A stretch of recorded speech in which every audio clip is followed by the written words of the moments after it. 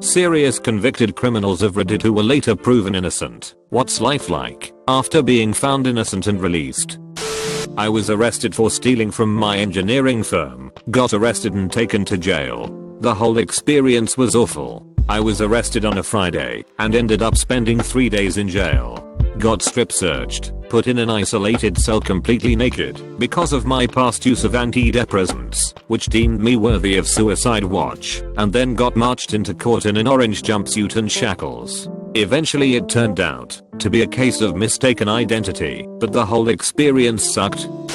I was convicted of stealing a shitty old Ford from an alleyway near a nightclub which had an old CCTV system on it. I had walked home from said nightclub the night the car was stolen, apparently very close to the time it went missing. Although I obviously didn't do it, I earn £45,000 a year, roughly. The police apparently thought I did. Spent 3 months in prison until the decision was overturned. Of course I was massively angry, but also glad that the case was overturned so quickly. I was due to be in there for 18 months after all. I've forgiven those who wrongly prosecuted me by now. They were just trying to do their job. Although of course I don't hesitate to say that they were fucking idiots to mess up that bad.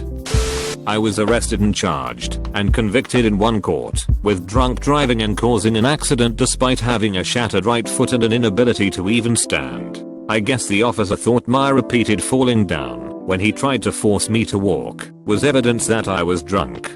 Long story short, after about 8 months of the best people I've ever met being kind enough to waste hours of their day driving me back and forth to court, because of my inability to drive with a broken foot and a couple $1,000s in lawyer fees, the arresting officer was forced to take the stand where he contradicted his report and perjured himself on 3 separate occasions. The prosecutors immediately offered a plea deal after this, which I turned down because it required me to admit guilt and required me to drive again. Can't do that. To another state to take alcohol education classes. Then the prosecutor literally ripped up the agreement in front of my lawyer and quit the case. The next prosecutor was much more willing to listen to terms. I never got anything out of it except for a few newspaper articles that called me a criminal and tried to turn public opinion against me that required me to threaten to sue the publications to get taken down.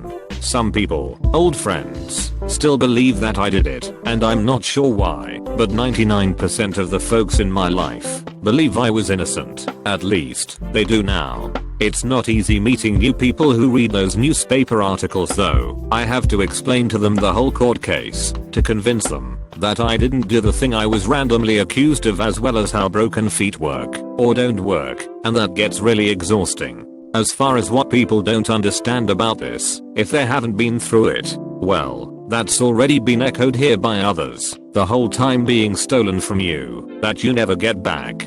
Even if I was compensated, nothing can make up for that experience. Having practically the whole world turn against you because of a single false accusation and losing all hope of life getting back to normal is nothing shy of a living hell. My wife, now ex, were in the process of separation and we were fighting over my son. I was studying to become a police officer at the time. We got in an argument about my son and I left for work. Next day she calls me and says how ruined your life. So I contact my lawyer and they tell me there is a warrant for my arrest. My ex had told the police I had attacked her with a knife to get oral sex. I had a 1st degree, 2nd degree assault, and dangerous weapon charge. No evidence, no witness, just her story. They never even contacted me to ask my side of the story. I try to get the warrant quashed, and while I'm leaving for work I get stopped and arrested. $150,000 bond. 2 days in jail before my brother bails me out. We get to the court date, and I provided the court with text messages where she said she wanted to ruin my life and career and wanted $10,000 for plastic surgery for her not to testify. I was found not guilty, and my ex got away with it with no consequences. I spent 5+ years of my life fighting a very sick alleged charge pressed on me by the stepmother of my ex-girlfriend's children regarding a small child, 3 years of age. This was not the first person this woman had accused. The first actually blew his head off in fear of what was to come. The second, my ex's father was working offshore and had no contact, so then came me.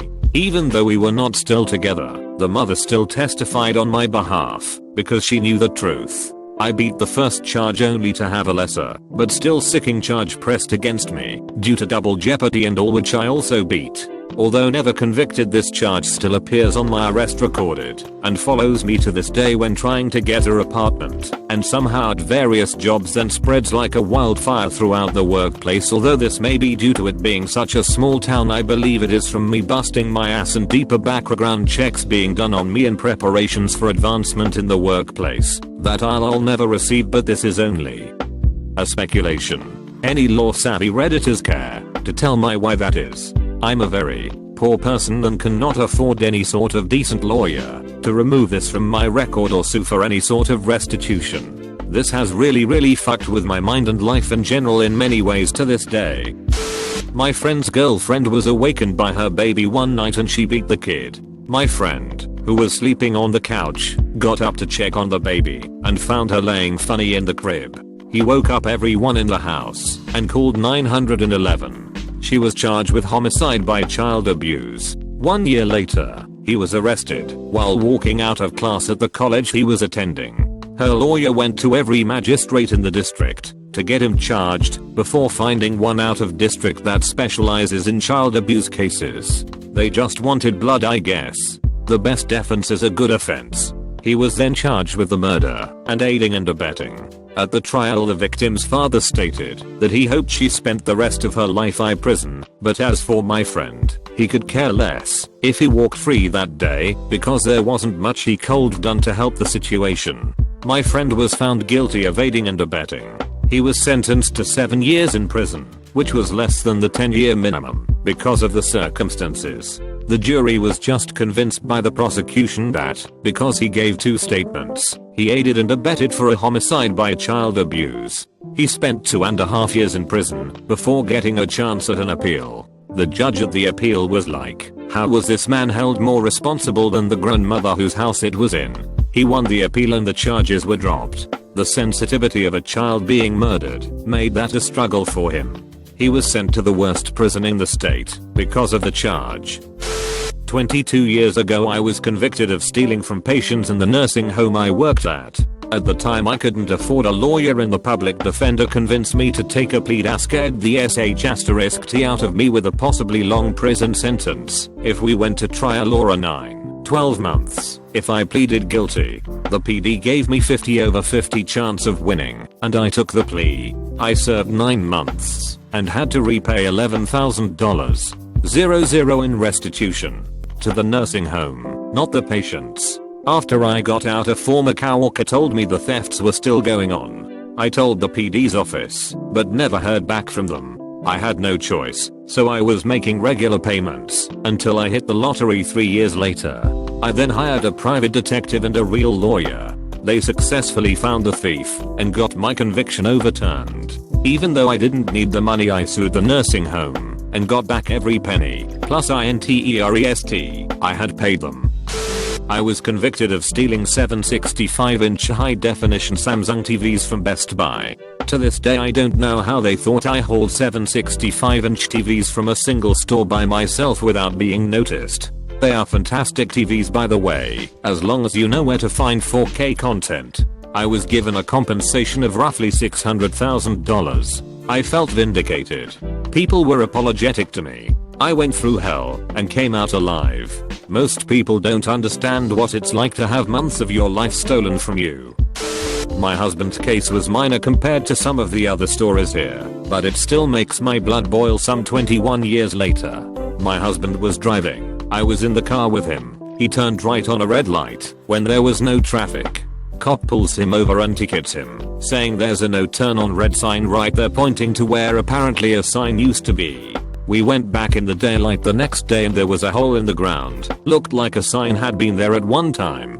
They ran his license and then handcuffed him, saying he had a warrant. Open bracket question mark exclamation mark close bracket. We were shocked, had no inkling, etc. Hauled him off to the lockup at the police station and told me that I was lucky that they were letting me drive our car home rather than them towing and impounding it. I went to the station The warrant was from an unpaid ticket almost 2 years earlier for an expired license plate. Husband told me I paid that ticket. Cops told me I needed $200 to bail. How about? Went to ATM, got the cash, and we spent the rest of the night digging in the attic through old household records to find the bank statement and cancelled check for that ticket. Found it, went to appointed court date, and the old warrant was cleared up, and the red light ticket was dismissed when we provided photographic evidence that there was no sign.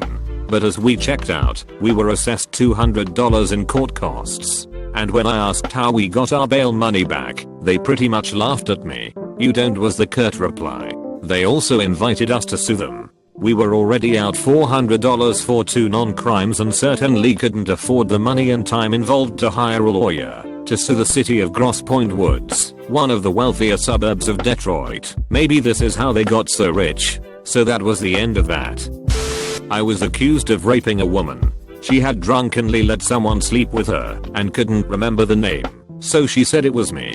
4 months in jail every other week, but I lost my job and had my life threatened. Almost $5,000 in legal fees out of pocket. Parents helped out, and lawyer said if I was found innocent, he'd get a portion of the lawsuit money, but if I lost, I'd have to pay him much more, and I was eventually cleared. My wife was arrested for an outstanding warrant on something she had taken care of years before. She was charged with shoplifting for walking out of a store with sunglasses on her head that she had meant to pay for. She had paid for everything else, but spaced that she stuck the sunglasses on her head absently. Despite having $200 in cash on her and immediately offering to pay, the security at the grocery store called the police on her. She did community service, paid fines, etc. Apparently the county lost the paperwork. So when she got pulled over for a BRCA light being out, she was arrested due to a bench warrant for not paying a fine / doing her community service. She managed to dig up the paperwork and get it cleared, but the fact that she had a warrant out apparently invalidated her license, and she never knew. I'm not sure how that happened, but it did. So in addition she got fined and ticketed for driving without a license and driving without valid insurance, because without a license you can't have valid insurance despite the fact that she paid it every month. Another 2 years later, this happened again. She was pulled over for going 5 over in a school zone and arrested on a warrant for the same alleged unpaid fines and community service. Because this was her second time with the same situation. Invalid license, invalid insurance as a result, all unbeknownst to her. She lost her license for a year and got slapped with $3,000 in fines.